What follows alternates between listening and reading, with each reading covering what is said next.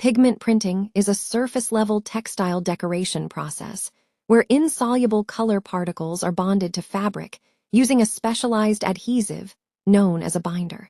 Pigment printing process, step by step. Preparation of print paste. A viscous paste is mixed containing pigment dispersion. The actual color particles, typically 0.13 micrometers in size.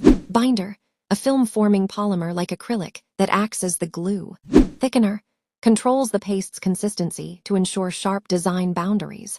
Fixer or catalyst, enhances the bond between the pigment and the fabric. Application of printing.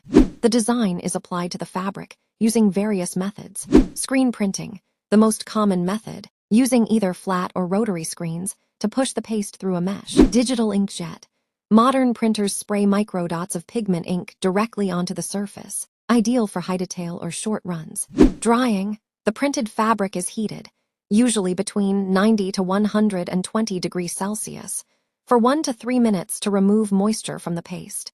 Curing. This critical final step uses higher temperatures, 140 to 170 degrees Celsius, for 2 to 5 minutes. This causes the binder to polymerize, forming a durable, transparent film.